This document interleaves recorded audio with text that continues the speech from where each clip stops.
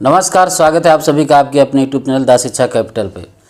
तो निबंध की क्लास भी शुरू हो चुकी है आपकी, और आज हमारी अन्य गतिविधियाँ चल रही थी, उसमें भी कम से कम 4-5 निबंध अन्य गतिविधियों को हम पढ़ चुके हैं। आज जो हमारी अन्य गतिविधा जो कि आत्मकथा है डॉक्टर तुलसीराम की मुर्दैया, और इन्होंने 2 भाग लिखे थे आत्मकथा के, एक मुर्दैया एक मणिकर्णिका।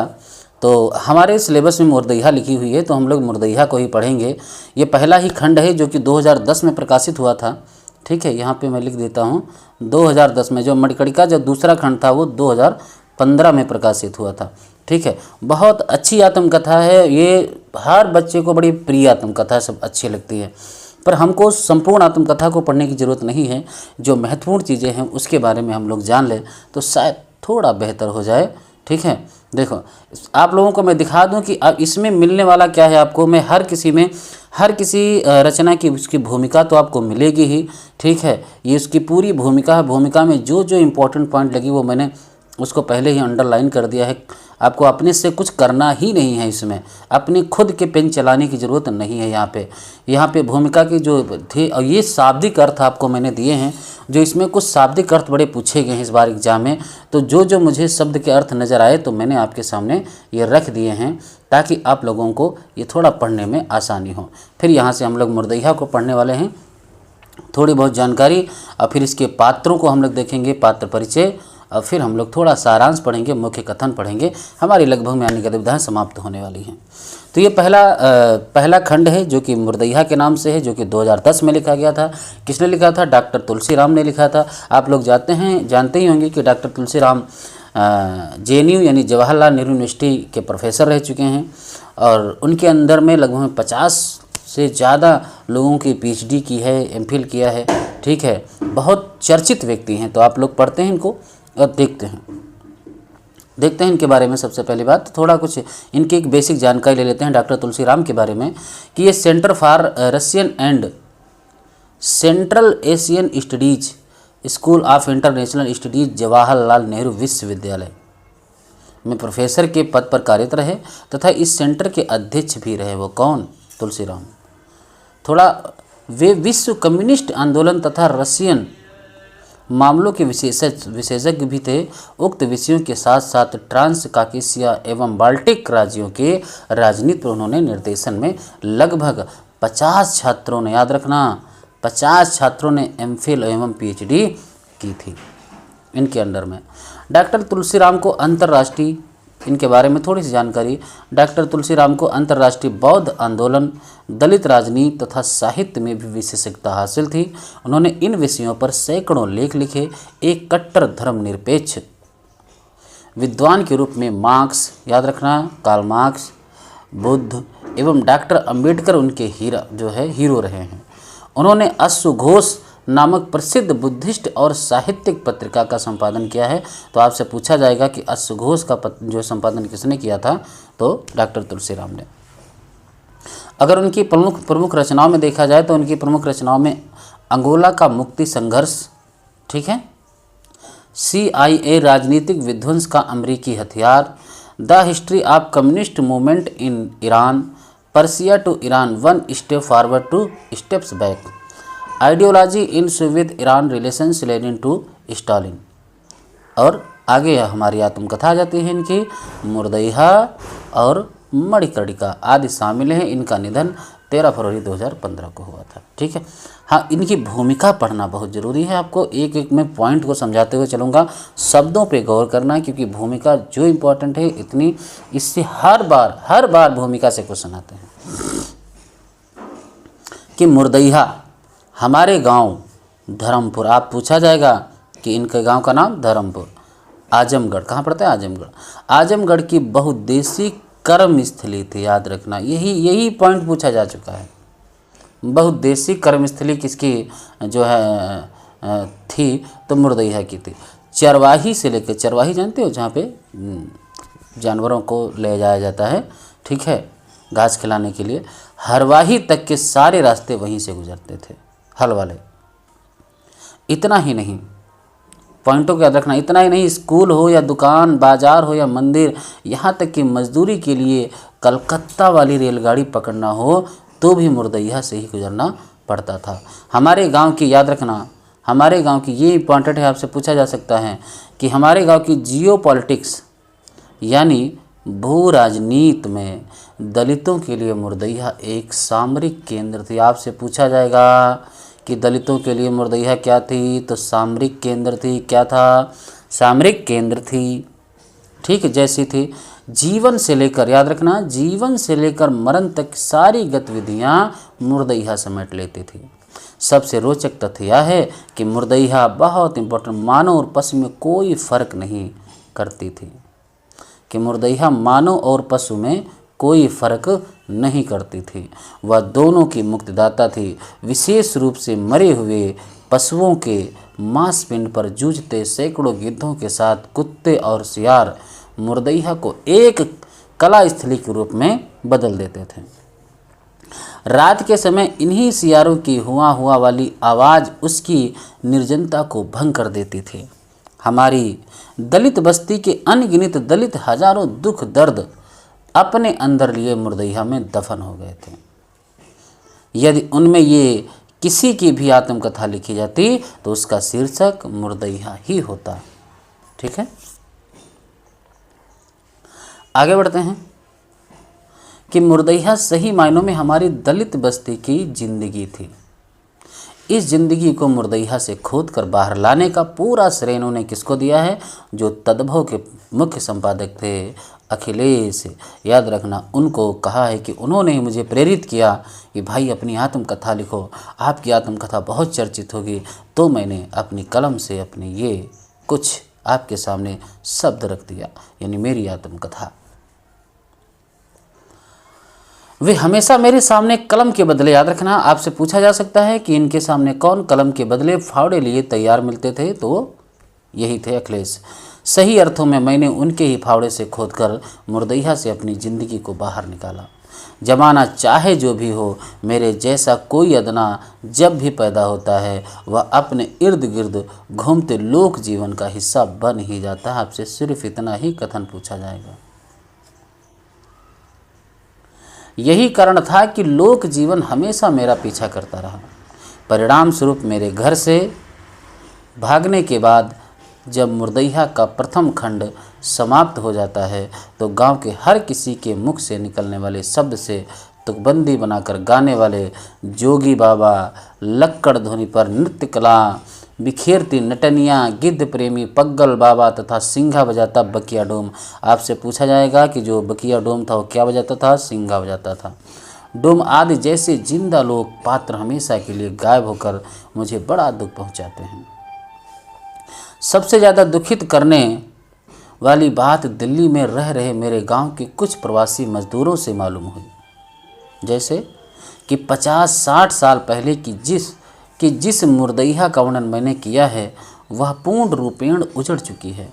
सारे जंगल कटकर खेत में बदल चुके हैं, जिसके चलते गिद्धों जैसी अनगिनत दुर्लभ पक्षियों तथा शाही सियारों, खरगोशों जैसे पशुओं का विलोप हो चुका है। बचपन में दुखित होने का मतलब होता था कि आंखों में आंसू आ जाना। ऐसे अवसरों पर मेरी दादी आंख धो लेने को कहती थी, किंतु आज का अनुभव बताता है कि चंद पानी के छींटों से दुख की निशानी नहीं मिट पाती। प्रवासी मजदूरों से ही पता चला कि मुर्दैया से होकर जाने वाली एक सरकारी सड़क ने हमारे गांव को 3 जिलों, याद रखना कौन कौन, आजमगढ़, गाजीपुर तथा बनारस से जोड़ दिया है। उस पर टेम्पो भी चलने लगे हैं। जिस तरह हमारे गांव से बड़ी संख्या में मजदूरों का पलायन बड़े शहरों में हो चुका है, संभवतः मुर्दैया से सड़क निकल जाने के कारण वहां के भूत पिशाचों का भी पलायन अवश्य हो गया होगा। जाहिर है अब पहले जैसी उनकी पूजा नहीं होती। बढ़ते हुए शहरीकरण ने हर एक के जीवन को प्रभावित किया। भूत भी इससे अछूते नहीं है। ये कथन आपसे पूछा जा चुका है। भूत भी इससे अछूते नहीं हैं। आने वाले मुर्दैया के दूसरे खंड में घर से भागने के बाद कलकत्ता, बनारस तथा दिल्ली होते इंग्लैंड तथा सोवियत संघ रसिया तक की जीवन यात्रा का लेखा जोखा होगा अगले खंड में, जो मणिकर्णिका है। मूलतः यह यात्रा मार्क्सवाद से बौद्ध दर्शन की है। याद रखना, मार्क्सवाद से बौद्ध दर्शन की है। राजकमल प्रसाद, याद रखना, राजकमल प्रकाशन के निदेशक, ठीक है, निदेशक अशोक महेश्वरी इस बात के लिए धन्यवाद के पात्र हैं कि उन्होंने तद्भव में अब तक प्रकाशित कितनी 7 किस्तों को मुर्दैया खंड 1 के रूप में अविलंब प्रकाशित करने का, यानी कोई विलंब नहीं, लाइए भाई मैं इसको तुरंत प्रकाशित करूंगा, प्रकाशित करने का निर्णय लिया, जबकि आगे का लेखन अभी जारी है। ठीक है, डॉक्टर तुलसीराम, ये जवाहरलाल नेहरू विश्वविद्यालय नई दिल्ली, ये इनकी भूमिका थी। बहुत अच्छी भूमिका है, बहुत बार एग्जाम में पूछी जाती है। अच्छा, आपको याद रखना है जो इनके 7 खंड हैं। सबसे पहला है भूतही पारिवारिक पृष्ठभूमि, मुर्दैया तथा स्कूली जीवन, अकाल में अंधविश्वास, चौथा मुर्दैया के गिद्ध तथा लोक जीवन, और 5वां क्या है भूतनिया नागिन, 6 है चले बुद्ध की राह, 7 आजमगढ़ में फाका कसी। ठीक है, इसको याद करने के लिए आपसे ऐसे पूछा जा सकता है कि भूत स्कूल में थे ये लोगों को विश्वास था, भूत स्कूल में थे ये लोगों को विश्वास था, लेकिन गिद्ध थे, गिद्ध और नागिन भी थे, ये सिर्फ बुद्ध को पता था। ठीक है, ये सिर्फ बुद्ध को पता था। ऐसे पढ़ सकते हो कि भूत स्कूल में थे ये लोगों को अंधविश्वास था, ठीक है, मगर गिद्ध और भूत भी थे ये सिर्फ बुद्ध को पता था। बना सकते हो इसको कि भूत स्कूल में थे ये लोगों का विश्वास था, मगर गिद्ध और भूत भी थे, ये गिद्ध और नागिन भी थे, ये सिर्फ बुद्ध को पता था। ठीक है, तो समझ में आ गया। बाकी 7वां आजमगढ़ में फाके पास याद रखना। अच्छा, इसके कुछ शाब्दिक अर्थ भी याद रखना। देखो शाब्दिक अर्थ, हलवा सुहारी, आपसे पूछा जाएगा कि हलवा सुहारी का शाब्दिक अर्थ क्या है, पूड़ी। धार, इसका क्या है, 1 लोटा पानी, जायफल, छुहारा, लौंग। पुजौरा का अर्थ क्या होता था, जौ। आखा, पतली चद्दर। डांगर, मरे हुए पशुओं का मांस। ठीक। गादी लगाना शिव नारायण पंथ चेलों से समारोह में होली, दिवाली, कृष्ण जन्माष्टमी, इंपॉर्टेंट याद रखना। गादी लगाना उसको कहते थे। अन्यास किसे कहा जाता है, हस्तलिखित पांडुलिपि लाल कपड़े वाली, जो हाथ से लिखी होती थी पांडुलिपि लाल कपड़े वाली, उसको अन्यास कहते थे। परवाना किसे कहा जाता है कि रास्ते में 5 जगह लाश को रखकर भजन करना, उसी को परवाना कहा जाता था। बहुरी किसे कहा जाता था भैया, जो गेहूं का दाना होता था उसको बहुरी कहा जाता था। खोभार किसे कहा जाता है, माई का प्रवेश द्वार खोभार। हिकना 2 फीट लोहे की सरिया। रहटा, अरहर का जो डंडा होता था उसको रहटा बोलते थे। पतरा, याद रखना, पतरा 1 फीट लंबी आधी चौड़ाई वाली पुस्तिका, उसको पतरा कहते हैं। मेंटल, ये गणित प्रतियोगिता थी। डब्बल, तांबे का पैसा बिना छेद वाला डब्बल। लेवा क्या होता था, फटे पुराने कपड़े, लेवा, फटे पुराने कपड़े लेवा। छिलंगा, ये ढीली चारपाई। दोन, ये नीली टेढ़ी। ठीक है, तो याद रखना ये कुछ शाब्दिक अर्थ है। अब हम लोग आगे पढ़ते हैं इनके बारे में। डॉक्टर तुलसीराम की आत्मकथा 2 खंडों में विभक्त है, और प्रथम खंड का नाम मुर्दैया जो कि 2010 ईस्वी में, तथा द्वितीय खंड का नाम मणिकर्णिका जो कि 2014 ईस्वी में लिखा था। मुर्दैया में डॉक्टर तुलसीराम ने अपने जीवन की कथा को पाठक के सामने वैसे ही रख दिया है जैसा कि उन्होंने जिया और महसूस किया है। मुर्दैया आजमगढ़ में स्थित लेखक के गांव के शमशान घाट का नाम है। ठीक है, अब एक थोड़ा मुख्य चर्चित बात है, यह दलित जीवन की कर्मस्थली है। मुर्दैया की भूमिका में डॉक्टर तुलसीराम यह स्पष्ट करते हैं कि मेरे भीतर से मुर्दैया को खोद कर निकालने का काम तद्भव के संपादक अखिलेश ने किया था। ठीक है, ये तो सब पढ़ चुके हैं। अर्थात उन्होंने मुर्दैया लिखने की प्रेरणा और ऊर्जा लेखक संपादक अखिलेश के अत्यंत निवेदन से मिली। मुर्दैया में लेखक के बचपन से लेकर उन्हें उनके स्नातक की शिक्षा तक की जीवन यात्रा का विवरण हुआ है। हम लोग मुख्य पात्र पढ़ेंगे, इंपॉर्टेंट है। सबसे पहला पात्र भाई जूठन। जो लेखक के दादाजी हैं और जिन्हें प्रचलित अंधविश्वास के अनुसार किसी भूत ने लाठी से पीट पीट कर मार डाला था। ठीक है।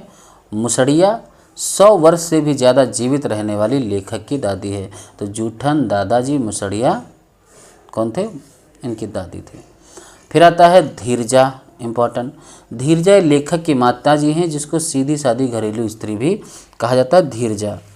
जंगू पांडे, याद रखना, जंगू पांडे 80 वर्षीय ब्राह्मण हैं, जिन्हें निर्वंश और अविवाहित होने के कारण गांव के लोग अपशकुनी मानते थे। क्या मानते थे? अपशकुनी मानते थे। नग्गर, नग्गर लेखक के पिता के तीसरे भाई, स्वभाव से क्रूर और शिव नारायण पंथी धर्मगुरु भी थे। याद रखना, पूछा जा चुका है। ठीक है। ये नग्गर शिव नारायण पंथी धर्मगुरु थे। कौन? नग्गर। सोमर, ये लेखक के पिता के सबसे बड़े भाई और ये 12 गांव के चमारों के चौधरी थे। याद रखना, आपसे पूछा जाएगा सोमर। ठीक है। मुन्नेसर, ये नग्गर और मुन्नेसर दोनों लोग पूछे जा चुके हैं। देखो, नग्गर और मुन्नेसर। नग्गर मुन्नेसर जो लेखक के पिता के दूसरे नंबर के भाई थे और शिव नारायण पंथी धर्मगुरु कलकत्ते की एकजुट में मिल के मजदूर जो है करते थे, मजदूरी करते थे। तो याद रखना कि मुनेसर लेखक के पिता के दूसरे नंबर के भाई और शिव नारायण पंथी धर्मगुरु थे। इंपॉर्टेंट है, कलकत्ते की एकजुट मिल में ये मजदूरी करते थे। ठीक है। मुन्नर, ये भी बड़े इंपॉर्टेंट पात्र हैं भाई इनके। ये लेखक के पिता के चौथे नंबर के भाई हैं। अन्य सभी भाइयों की अपेक्षा सहज और समन्वयवादी व्यक्ति थे। पूरे संयुक्त परिवार के मुखिया थे। इंपॉर्टेंट है। ठीक। फिर आगे बढ़ते हैं तो अंबिका पांडे आते हैं। ये देखो बड़ा इंपॉर्टेंट पात्र हैं। अंबिका पांडे ये साहित्य बताने वाले और पत्रा देखने वाले पंडित हैं। साहित्य कौन बचाता था? पत्रा कौन देख लेता था? तो अंबिका पांडे। ठीक है। आगे मुंशी राम सूरत, याद रखना, मुंशी राम सूरत। मुंशी राम सूरत जो थे ये लेखक के जो प्राथमिक विश्वविद्यालय के शिक्षक थे और जाति पात का भेद करने वाले थे। मुंशी राम सूरत ये बहुत खतरनाक व्यक्ति थे भाई। परशुराम सबसे बढ़िया व्यक्ति थे। परशुराम ये हेडमास्टर थे। याद रखना, सुभगिया नाम है। ये वही है जिसकी चिट्ठी लेकर आते हैं, लिखते हैं। ये जब इनके पति ये चिट्ठी भेजते हैं और ये तुलसीराम पढ़ते हैं तो उसमें एक लाइन लिखी होती है कि लिखता हूँ खत खून से स्याही मत समझना, जिंदा हूँ तुम्हारी याद में, मरता हूँ तुम्हारे याद में, जिंदा मत समझना। ये सुभगिया सुन को भाई सोचते हैं कि मेरे पति को कुछ हो गया इसलिए ऐसी बात लिख दी है। तो पढ़ी लिखी थी नहीं। और ये तुलसीराम तब छोटे ही थे, बहुत लगभग 5 से 6 साल के, जाके चिट्ठी पढ़ते हैं और बहुत रोने लगती है, बहुत रोती है कि हमारे अरे आप क्या होगा, ये फलाना डिमा का। तो तुलसीराम से, अरे ये छोटा क्या तूने पढ़ दिया, जो ऐसी कुछ खबर सुना दी, इसको क्या क्या हुआ है। ठीक है। फिर समझाते हैं कि नहीं नहीं, ये एक शायरी है ये। तो ये सब होता है। जिसकी नवविवाहित थी और मजदूर पति का कलकत्ते से भेजा गया खत लेखक पढ़ता है। यह एक युवा, सुंदर और विवाहित दलित लड़की है। ठीक है। संकटा सिंह, याद रखना, संकटा सिंह। अगले पात्र संकटा सिंह प्राथमिक विद्यालय में लेखक का सबसे करीबी मित्र है। कुद्दन, ये लेखक के नग्गर चाचा का बेटा, याद रखना, कुद्दन, जिसे चुड़ैल के सपने आते थे। किसुनी भौजी, याद रखना, किसुनी भौजी। किसुनी भौजी ये 22 वर्ष की यह स्त्री अपने हृदय विदारक गृहस्थिक और वैवाहिक दुख को चिट्ठी के मार्फत कोयलरी में मजदूरी कर रहे अपने पति तक पहुंचवाती और चिट्ठी लिखने का काम बालक तुलसीराम का होता था। लुरखुर, अगले पात्र हैं लुरखुर। ये गांव के सामान्य हरवा है जिन्हें द्वितीय विश्व युद्ध, याद रखना, द्वितीय विश्व युद्ध, जेदी चाचा, इन्हीं को लुरखुर कहा जाता था, के दौरान अंग्रेज अन्य मजदूरों के साथ जबरन उठा ले गए थे। ठीक है। पत्तू मिसिर, याद रखना, पत्तू मिसिर भी पात्र हैं, जिसके बगीचे से लेखक मलदईहा आम तोड़ता था। याद रखना, मलदईहा आम किसके यहाँ से तोड़ता था? पत्तू मिसिर के यहाँ से। और पत्तू उसे शुद्ध बाबा का भूत समझ कर डर जाता था। करपात्री जी, याद रखना, करपात्री ये रामराज परिषद पार्टी के नेता और हिंदू कोड बिल के विरोधी थे। ठीक। आगे हीरालाल, आगे बढ़ते हैं। हीरालाल ये लेखक के सहपाठी परंतु अकारण ही लेखक से ईर्ष्या रखने वाले थे। कौन? हीरालाल। पारसनाथ पांडे ये लेखक को स्वाधीनता के सेनानियों के बारे में पढ़ाने वाले शिक्षक और गंभीर तथा विनम्र थे। ठीक, समझ में आ गया। लाल बहादुर सिंह, लाल बहादुर सिंह एक बड़े जमींदार के आवारा शराबी बेटे जो हाई स्कूल के छात्र व लेखक के मित्र भी थे। ठीक है, लाल बहादुर सिंह। सुग्रीव सिंह, याद रखना सुग्रीव सिंह के बारे में। सुग्रीव सिंह ये गोरखपुर विश्वविद्यालय से बीए पास करके आए हुए शिक्षक। ये हिंदी पढ़ाते हैं और लेखक को खूब प्रोत्साहित करते हैं और उसकी संरक्षक की भूमिका भी निभाते हैं। कौन? सुग्रीव सिंह, बहुत इंपॉर्टेंट है। चिंतामणि सिंह एक बड़े जमींदार के पुत्र, लेखक के सहपाठी और घोर हितैषी। इन्हीं के साथ में बैठ के वो इनके घर में पढ़ने लगते हैं तो थोड़ा खाना पीना इनको अच्छा मिलता है। रूपराम, याद रखना रूपराम, ये रूपराम यही वही रूपराम है जिन परीक्षा के लेखक जिसके घर पर किराएदार के तौर पर रुकता है।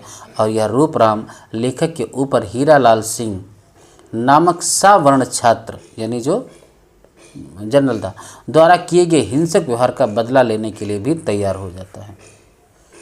तपसीराम, आगे तपसीराम मिलते हैं आपको।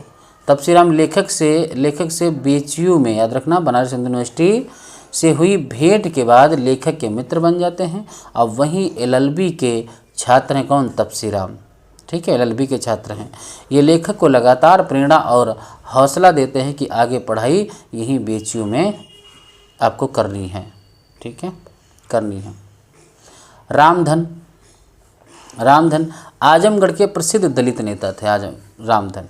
देवराज सिंह ये बहुत खतरनाक व्यक्ति था भाई। इसको 81 रुपये इनको छात्रवृत्ति मिलती है, तुलसीराम को उससे आधी लेता है। बहुत ऊपर से लेखक के मित्र बनते हैं, परंतु छल और विद्वेष से लेखक की छात्रवृत्ति में से आधे 81 रुपये, ठीक है 81, 80, 162 रुपये इनकी जो छात्रवृत्ति आती है। और ये दोनों लोग जा रहे होते रास्ते में, थोड़ा सुनसान रास्ता पड़ता है तो देवराज इनसे कहता है कि तुमको देवराज इनसे पूछता है तुलसीराम से कि बताइए कि तुम मेरे लिए क्या कर सकते हो। तो तुलसीराम कहता है कि मैं तुम्हारे लिए जान दे सकता हूँ। तो उसने कहा ठीक है, और निकालता है चाकू, कहा जान मत दीजिए, तुझे 162 रुपये मिले हैं, उसके 81 रुपये मुझे दे दीजिए। ठीक है, आधे रख लीजिए तू, आधे मुझे दे दीजिए, नहीं तो अपनी जान देने के लिए तैयार हो जा। तो ये सभ्यता से बहुत सभ्यता वाला क्या नाम इसने छल किया था। 81 रुपये दे दिए थे उसको और 81 रुपये में खुद काम चलाते हैं। ठीक है, इम्पॉर्टेंट है। विजयी पांडे जो लेखक की जाति के 128 लोगों के खिलाफ झूठा मुकदमा दायर करने वाले शख्स थे विजयी पांडे। अरुण कुमार सिंह, इम्पॉर्टेंट, अरुण कुमार सिंह ये आजमगढ़ के कम्युनिस्ट नेता और विधानसभा सदस्य तेज बहादुर सिंह के नाती और लेखक के घनिष्ठ मित्र जो आजीवन रहे हैं। कौन? अरुण कुमार सिंह। अब हम लोग थोड़ा इनके जो एक एक लेके पढ़ते हैं भूतही पारिवारिक पृष्ठभूमि के, इसके महत्वपूर्ण क्या क्या कथन हैं। यहाँ से पहले ही कथन है कि मूर्खता मेरी जन्मजात विरासत थी। हकीकत तो यह है कि आज भी करोड़ों भारतीय मीनांदर की कसौटी पर खरा उतरते हैं। भूतही पारिवारिक पृष्ठभूमि की कुछ कथन हैं कि गांव वालों का कहना था कि मेरी दादी ने कौवे का मांस खाया इसलिए वह मरती नहीं है। आगे, संभवतः मेरे बाप की सर्वोच्च आकांक्षाओं की पहुंच मुझे एक सिद्धहस्त यानी मच्छरवा के रूप में देखने तक की समझ कर रह गई थी। इनके जो पिताजी थे कहते उनको मच्छरवा कहा जाता था, मच्छर मरवा, कि अगर वो मछली मारने के लिए गए हैं तो समझ लो बहुत ज़्यादा मछली मार सकते थे। उनकी इतनी अच्छी उस पर सिद्धहस्त थी। उसी प्रकार से कहा कि आगे तुम भी भाई अपने पिताजी का कार्यभार संभालोगे। ठीक है, उस समय गांव में दलितों के अलग देवी देवता होते थे जिनकी पूजा श्रावण नहीं करते थे। हमारे गांव में चमरिया माई और डीही बाबा दो ऐसे ही देवी देवता थे जिनकी पूजा दलित करते थे। याद रखना, कौन? चमरिया माई और डीही बाबा। पिताजी के सबसे बड़े भाई जिनका नाम सोमर था, 12 गांव के चमारों के चौधरी चुने गए थे। भारत की आज़ादी के पूर्व ना जाने कब से पूर्वी उत्तर प्रदेश के अनेक छात्रों की एक परंपरा के अनुसार चमारों का 12 गांव होता था, अर्थात 12 गांव के चमारों की एक वृद्ध पंचायत होती थी जिसमें कोई एक व्यक्ति सर्वसम्मति से चौधरी चुना जाता था। इस चौधरी को व्यवहारिक रूप में एक न्यायाधीश की तरह अधिकार प्राप्त होता था। ठीक है, आगे बढ़ते हैं। तो यौन संबंध से जुड़ी युवती के पूरे परिवार को कुजाति घोषित कर दिया जाता था। ठीक है, जो यौन संबंध से जुड़ी युवती के पूरे परिवार को, यानी जिसने ये जो बुरा कार्य करता है, जो बलात्कार करता है, ठीक है, उसको क्या करते हैं, पूरे परिवार को कुजाति, जाति से बाहर घोषित कर दिया जाता था। और कुजाति का मतलब होता था उसका हुक्का पानी बंद, अर्थात संपूर्ण रूप से 12 गाँव द्वारा का बहिष्कार, 12 गाँव से वो बहिष्कार कर दिया जाता था। हमारे घर में याद रखना, शिव नारायण पंथ की परंपरा में साल में 3 अवसरों पर समारोह होता था, याद रखना, जिसमें बड़ी संख्या में चेले उपस्थित होते थे। ये 3 अवसर होली, दिवाली और कृष्ण जन्माष्टमी के दिन आते थे। इन समारोहों को गादी लगाना कहा जाता था। ठीक है, इनके हम सब शब्दों की व्याख्या कर चुके हैं। किसी शिवनारायण पंथी की मृत्यु हो जाने पर हिंदुओं की तरह उसकी लाश को जलाया नहीं जाता था, बल्कि मुसलमानों की तरह दफनाया जाता था। किसी किसी को गंगा नदी में भी बहा दिया जाता था। ये था इनकी बात। अच्छा, आगे बढ़ते हैं। मुर्दैया तथा स्कूली जीवन। जैसन कहत बाड़ा जोगी वैसन बढ़त बाड़े रोगी, बड़ सस्तिया सहबाराम, बड़ सस्तिया सहबाराम। ठीक है, जैसन कहत बाड़ा आंधी वैसन मारल गैरल गांधी, बड़ सस्तिया सहबाराम। ठीक है, जैसन कहत बाड़ा दवा वैसन चलत बाड़ी हवा, बड़ सस्तिया सहबा। याद रखना, ये जोगी बाबा थे। ठीक है, जोगी बाबा, इनका अगर मूल नाम कोई आपसे पूछे तो मूल नाम इनका रामजीत था। ठीक है, रामजीत मूल नाम। ये पंक्ति को गाते हैं जोगी बाबा। अम्बिका पांडे, याद रखना, किसमें है, स्कूली तथा जीवन में। अम्बिका पांडे शादी विवाह से लेकर फसल बोने तक, काटने तक की साइट बनाने के लिए मशहूर थे। उस समय के अध्यापक बरसात बताने पर हर एक का जन्मदिन 1 जुलाई, जाड़ा बताने पर 1 जनवरी या गर्मी बताने पर 1 मार्च लिख देते थे। तो यही फार्मूला भारत के अनेक गाँवों में आज भी प्रचलित है। परिणाम स्वरूप नौकरी पेशे वाले अधिकतर दलित इन्हीं तारीखों पर रिटायर हो भी जाते हैं। याद रखना, स्कूली जीवन में कक्षा 2 में जाने के लिए मुंशी जी ने हर बच्चे से 2 रुपया पसकराई यानी पास कराने का घूस लिया। यह 2 रुपया मुझे बड़ी मुश्किल से घर से प्राप्त हुआ। यह पास कराई सभी अध्यापक लेते थे और जो बच्चा नहीं देता उसे फेल कर दिया जाता था। ये वहाँ की हालत थी। ठीक है, आगे कि दादी लेटकर अपने 2 घुटनों को मोड़कर मुझे बैठा लेती और झूले की तरह आगे पीछे झुलाते हुए एक छोटी सी काव्यमय कहानी गाती जाती। कि वह कहानी इस प्रकार थी कि राजा रानी आवेली पोखरा खनावेली, पोखरा के तीरे तीरे इमली लगावेली, इमली के खोंडरा में 32 अंडा, रामचंद्र फटकारे डंडा डंडा डंडा, फिर क्या डंडा गैल रेत में, मछली के पेट में, कौआ कहे काँव काँव, बिलार कहे झपटो, आ लगड़ी की टांग में, धई के रहे में पटके, रहे में पटको। ये कौन गाती थी? इनकी दादी गाती थी। यह कहानी खत्म होते ही दादी जोर जोर से लल्ला पल्ला कहते हुए पैरों पर बिठाए मुझे ऊपर हवा में उछाल देती थी। ठीक है, हमारे घर में सोने के लिए जाड़े के दिनों में घर के फर्श पर धान का पोरा यानी पैरा जिसको कहते हैं, पोरा अर्थात पुआल बिछा दिया जाता था। उस पर कोई लेवा गुदड़ी बिछाकर हम धोती ओढ़कर सो जाते थे। कथनों को याद रखना। हमारे क्षेत्र के तमाम ब्राह्मण उस समय की 2 बैलों की जोड़ी चुनाव चिन्ह वाली कांग्रेस पार्टी के कट्टर समर्थक थे। तो याद रखना, आपसे पूछा जा सकता है कि जो कांग्रेस पार्टी थे उसकी चुनाव चिन्ह क्या थी? 2 बैलों की जोड़ी। ठीक है, इन्हीं सिवानों से घिर हमारे धर्मपुर गांव के सबसे उत्तर में अहीर बहुल बस्ती थी, जिसमें एक घर कुम्हार, एक घर नोनिया, एक घर गड़रिया, एक घर गोड़ यानी बड़भूजा का था। बीच में बभनौटी यानी ब्राह्मण टोला और तमाम गांवों की परंपरा के अनुसार सबसे दक्षिण में हमारी दलित बस्ती। एक हिंदू अंधविश्वास के अनुसार किसी गांव में दक्षिण दिशा से ही कोई आपदा, बीमारी, महामारी आती है, इसलिए हमेशा गांव के दक्षिण में दलितों को बसाया जाता था। अतः मेरे जैसे सभी लोग हमारे गांव में इन्हीं महामारियों, आपदाओं का प्रथम शिकार होने के लिए ही दक्षिण की दलित बस्ती में पैदा हुए थे। रोज स्कूल जाते हुए ऐसा नज़ारा देखना हमें अत्यंत भयभीत कर देता था। उनके बारे में अफवाह फैली हुई थी कि मुर्दा खाने से ये सियार पागल हो जाते हैं, इसलिए आदमी को दौड़कर वे काट कर खा जाते हैं। इस डर से कोई उन्हें भगाने नहीं जाता था और ना कोई उन्हें बची खुची लाशों को फिर से दफनाने ही जाता था। ठीक है, आगे बढ़ते हैं। अकाल में अंधविश्वास। मैं गणित के प्रश्नों को चिकनी जमीन पर खपड़े से लिखकर हल कर देता था, फिर उसे छोटे छोटे अक्षरों में पटरी या कापी पर उतार लेता था।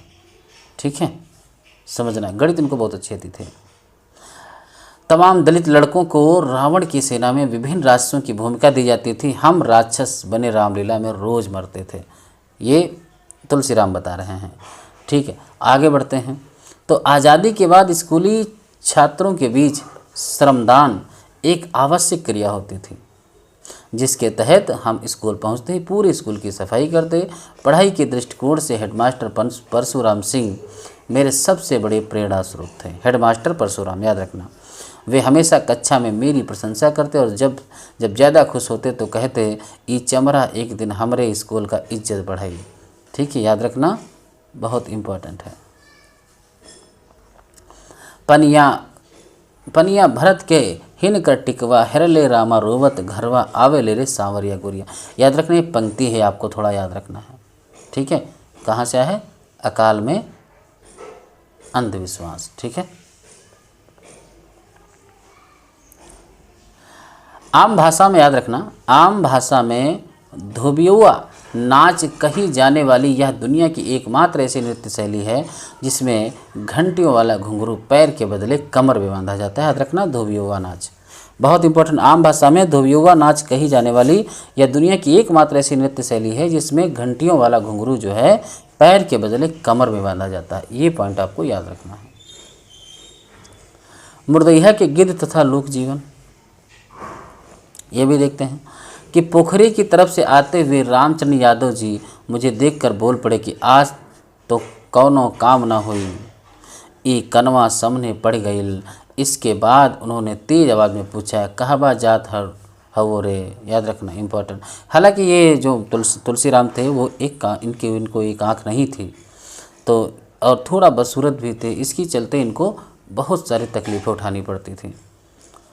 मगर सूरत से कुछ नहीं होता, सीरत अच्छी होनी चाहिए, मन अच्छा होना चाहिए और व्यक्ति अपने जीवन में कितनी तरक्की कर रहा है उस पर ध्यान जाना चाहिए।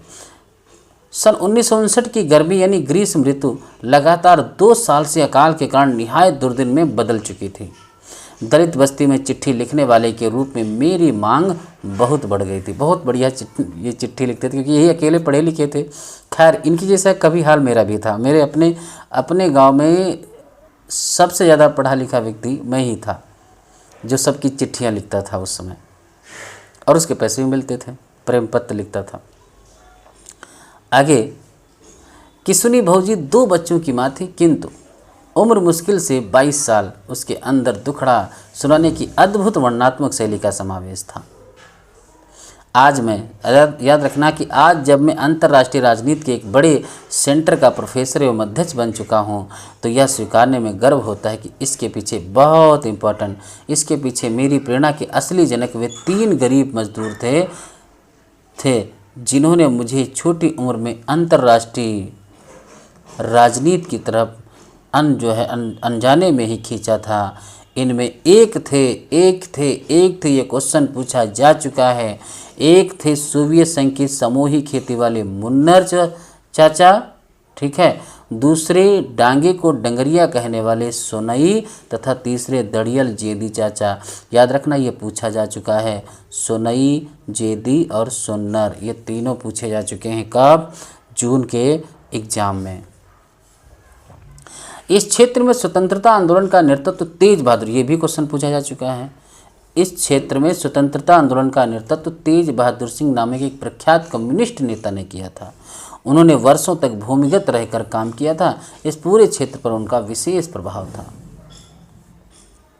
आगे कि इन भांड मंडलियों में वे सामाजिक कृतियों पर लोक शैली में तरह तरह के व्यंग द्वारा प्रस्तुत को बहुत ही मार्मिक बना देते थे।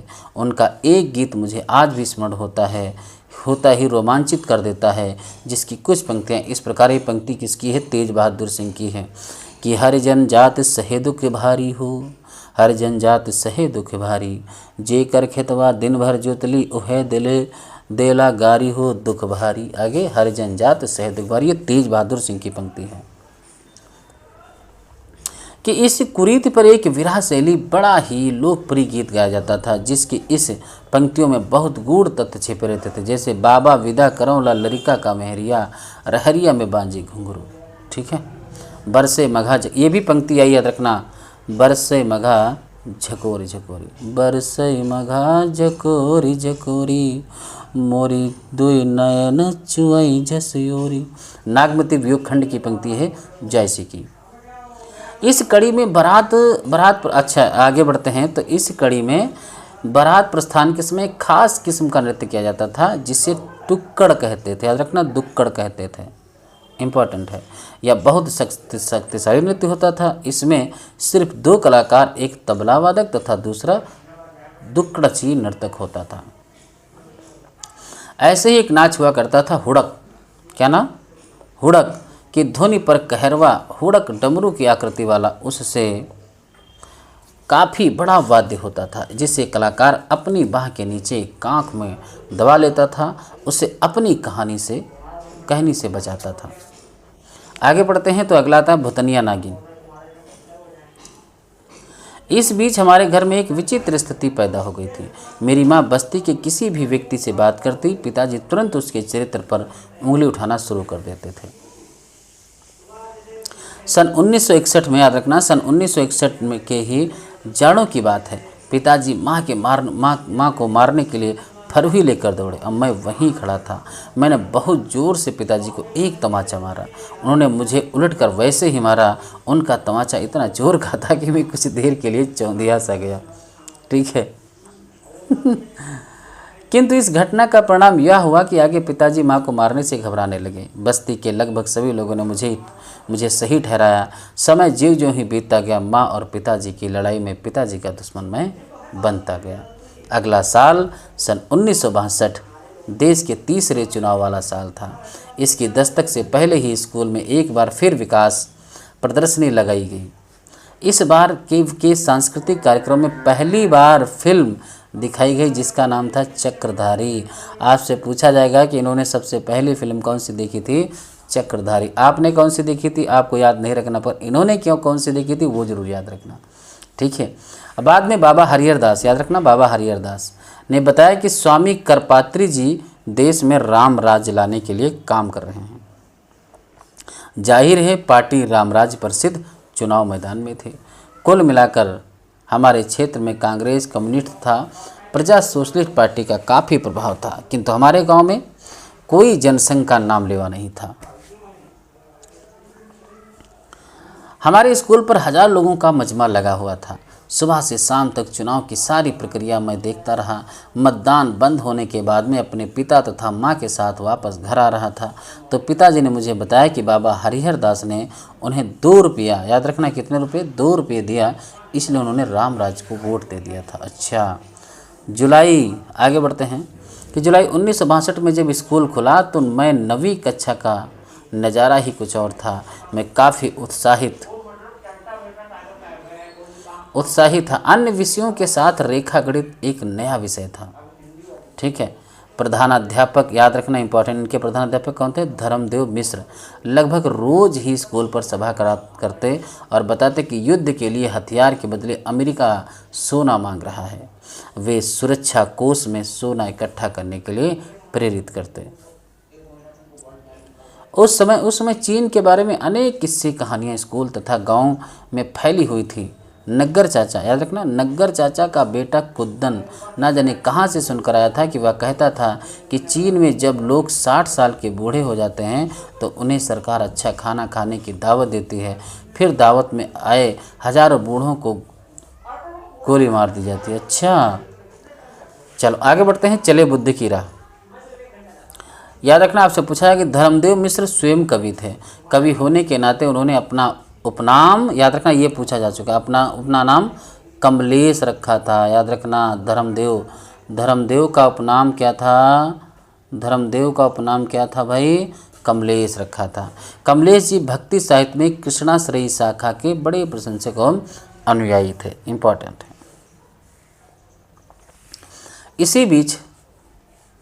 इसी बीच स्कूल के पास वाले मंदिर में एक विचित्र साधु आए। वे औरतों की तरह बड़े बड़े बाल बढ़ाए हुए थे, किंतु दाढ़ी मूछ जो है सफाचट थे।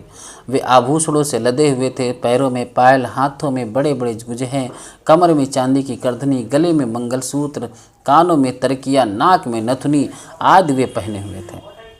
उनकी मांग में सिंदूर था, किंतु परिधान के नाम पर आधुनिक बिकनी की तरह उनकी लंगोटी ने उन्हें आकर्षण का केंद्र बना दिया था। याद रखना वे राहुल जी की, याद रखना यही हैं, वे राहुल जी की प्रसिद्ध पुस्तक वोल्गा से गंगा का नाम लेकर कहते थे कि अलावा उन्होंने सैकड़ों किताबें लिखी हैं राहुल शंकरत्यान के बारे में। यह सब सुनकर मेरे मन में उत्कंठा जगती है कि मैं उनके जैसा होता तो कितना अच्छा होता। वोल्गा से गंगा में क्या है इसके बारे में पारसनाथ पांडे भी कुछ नहीं बताते, किंतु बार बार कहते रहते थे कि यह पुस्तक सारे विश्व में जानी जाती है राहुल शंकरत्यान की।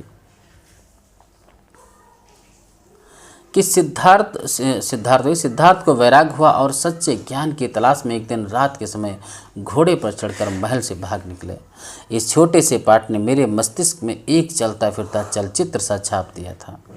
हरदम घुड़सवार बुद्ध मेरी कल्पना से गुजरते रहे। हाई स्कूल के आगे ज्ञान की तलाश मुझे भी थी, इसलिए गौतम बुद्ध अत्यधिक प्रिय लगने लगे। निकट विषय में मेरा घर से भागना निश्चित हो गया। मतलब अब सोच ले कि हाई स्कूल तो जाहिर सी बात घर वाले जाने नहीं, घर वालों के पास पैसा है नहीं, वो जाने देना नहीं चाहते हैं, वो कहते हैं हरवाई करिए। तो ऐसा करूँ मैं घर से भाग जाऊँगा, जिसे बुद्ध ने घर से भागे थे ज्ञान प्राप्त करने के लिए, उसी प्रकार से मैं भी ये शिक्षा प्राप्त करने के लिए आगे जाऊँगा। उदाहरण देते कि बभनौटी का कोई लड़का हाई स्कूल के आगे नहीं पढ़ता। सोचो ये तब का समय है कि ब्राह्मण वर्ग में भी कोई हाई स्कूल से आगे पढ़ ही नहीं पाया, तो तुम तो एक दलित जाति को कहाँ से आगे पढ़ सकते। हकीकत यह थी कि बभनौटी का बच्चा उस समय तक हाई स्कूल पास नहीं कर पाया था, क्योंकि वे फेल होकर पढ़ाई छोड़ देते थे। आखिरकार जुलाई आ ही गई। घर वालों के विरोध के बावजूद मैं सुबह बिना कुछ खाए खाली पेट स्कूल जाने लगा। घर पर सामूहिक संयुक्त पारिवारिक जीवन में व्यक्तिगत रूप से भोजन की व्यवस्था मेरे लिए असंभव थी। चूँकि हमारे स्कूल के संस्थापक, याद रखना इनके स्कूल के संस्थापक कौन थे? बाबा हरिहर दास छत्री थे, इसलिए वहाँ इस समुदाय का बोलबाला था। अधिसंख्य अध्यापक भी छत्री थे। ऐसे अध्यापकों में एक थे सुग्रीव सिंह, जो हाल ही में गोरखपुर विश्वविद्यालय से बीए पास कर अध्यापक बने थे। वे हिंदी पढ़ाते थे और वे मुझे खूब प्रोत्साहित करते थे। तो याद रखना सुग्रीव सिंह ने इनको हिंदी पढ़ाते थे, ये भी आपको याद रखना है। जब मैंने कहा कि पढ़ाई में सबसे आगे निकल गया तो बहुत खुश हुए। दूसरे दिन बाबा हरिहर दास स्वयं प्रिंसिपल धर्मदेव मिश्र, इनका नाम कमलेश, के साथ मेरे घर बधाई देने आ गए। सबसे बड़ा संकट यह था कि उन दिनों में जो वजीफ़ा मिलता था वह कम से कम 6 महीने बाद, आगे या पीछे न जाएगा, अतः शुरू के 6 महीने का खर्च स्वयं उठाना था। इस बीच एक बार फिर संकट मोचन के रूप में मेरे सामने वही हिंदी अध्यापक सुग्रीव सिंह प्रस्तुत हुए। उन्होंने मुझे फिर 30 रुपये दिए और कहा कि आजमगढ़ जाकर पढ़ाई जारी रखो। 30 रुपये तब बहुत भैया होते थे। उस जंगल में मैं जैसे जैसे आगे बढ़ रहा था, मुर्दैया पीछे छूटती चली जा रही थी और साथ ही छूट रहे थे इस प्रिय स्थली के अनगिनत यादों की ढेर। गौतम बुद्ध के लिए जो स्थान था आम्रपाली, बहुत इम्पोर्टेंट, संभवतः वही थी मेरे लिए नटनिया। इतना ही कथन आपसे पूछा जाता है। चलो लास्ट, आजमगढ़ में फाका कसी। उस दिन शाम को मामा मेरी हाई स्कूल की मार्कशीट अटेस्ट कराने के लिए आजमगढ़ के प्रसिद्ध, याद रखना पूछा जाता है, आजमगढ़ के प्रसिद्ध कम्युनिस्ट नेता तेज बहादुर सिंह के पास ले गए, जो उसमें विधान परिषद के सदस्य और मातबरगंज में ही रहते थे। कहाँ? मातबरगंज में। इस कॉलेज में शीघ्र ही आश्चर्यचकित करने वाली बात यह लगी कि दोपहर के बाद चलने वाली कक्षाओं में अनेक अध्यापक सफ़ेद कमीज खाकी हाफ पैंट पहन कर आते थे। अनेक छात्र भी वैसे ही आते थे। 5 बजे छुट्टी का घंटा बजते ही ये सभी कॉलेज प्रांगण में लगने वाली RSS यानी राष्ट्रीय स्वयंसेवक संघ की शाखा में शामिल हो जाते। धीरे धीरे पता चलने लगा कि आजमगढ़ का यह डीएवी कॉलेज संपूर्ण रूप से आरएसएस के अधीन था। इस तरह अम्बेडकर हॉस्टल में के मेस तथा ढुक्कू की पकौड़ी, याद रखना ढुक्कू की पकौड़ी की दुकान के बीच जूझते हुए आजमगढ़ की मेरी अनगिनत रातें फाका कसी से गुजरती रही। कभी खाए कभी नहीं खाए। अब धीरे धीरे समझ में आने लगा कि घर से भागकर हर व्यक्ति बुद्ध नहीं बन जाता। गृह त्याग के बाद चमत्कारिक शक्ति पाने के लिए ब्राह्मणों के चक्कर में बुद्ध भी भूखे रहकर शमशान में साधना करने लगे थे। किंतु जब चमत्कार नहीं मिला तो उन्होंने कह दिया कि बिना भोजन के दिमाग काम नहीं करता। उस समय मेरे लिए भोजन मिल जाना ही चमत्कार था। ठीक है, तो ये हमारी थी मुर्दैया। आप लोगों को पसंद आई होगी, कहानी भी लगभग में समझ में आ गई होगी। आप जितने इसमें से इम्पोर्टेंट पॉइंट थे मैंने कलर कर दिए हैं। आप लोग इसी को बार बार पढ़ते रहें। बिल्कुल मुर्दैया पढ़ने कब पढ़ें, अगर आपको पढ़ने का मन है तो एग्ज़ाम से पहले पढ़ें। यानी पहले कहने का अर्थ क्या है कि हाँ भाई आप दिसंबर का एग्ज़ाम दे दो, उसके बाद जून के लिए है तो शुरुआत के 3 महीनों में आप इधर टेक्स्ट ख़त्म कर दें पढ़ के, उपन्यास अगर पढ़ने का मन है। मगर इधर के 3 महीने आपको शॉर्ट में चीज़ें पढ़नी हैं। अभी पढ़ने बैठ जाओगे तो टाइम सब चला जाएगा। मगर आपको 20 यूनिट तैयार करनी, फर्स्ट पेपर की 10 और सेकंड पेपर की 10। तो सभी लोग, और फिर कहता हूँ किसी को शॉर्ट नोट चाहिए तो इस नंबर पे संपर्क कर ले, 97 21 56 58 और 75। ठीक है, आपको 1 से 10 यूनिट में लगभग शॉर्ट में 449 रुपये में मिल जाएंगी। ठीक है, अच्छा दूसरी बात, सभी लोग ध्यान दें कि प्रैक्टिस शुरू होने वाली है। ठीक, प्रैक्टिस में अपना हिस्सा जरूर लें और ये बता दें कि भाई हमारे कितने स्कोर जा रहे हैं। ठीक है, ये अभी इसमें हर संडे को 100 क्वेश्चनों की सीरीज लेके आने वाला हूँ, 1 से 10 यूनिट, जो कि संपूर्ण सिलेबस से होगी और यूजीसी नेट के मुकाबले कहीं ना कहीं 1 पॉइंट ज़्यादा ही उसमें मिलेगा आपको। ठीक है, गहराई से पेपर बनाने की मैं कोशिश कर रहा हूँ ताकि आप लोग वो पेपर को देखें कि हाँ इसी प्रकार से नेट का पेपर होता है। ठीक है, चलो तो बाकी सभी को बहुत बहुत धन्यवाद। क्लास देखते रहें, मुस्कुराते रहें, हंसते रहें। हिंदी भाई आर के सर को देख रहे हैं। दूसरी बात, चैनल को सब्सक्राइब करें, लाइक करें, कमेंट करना जरूर भूलें।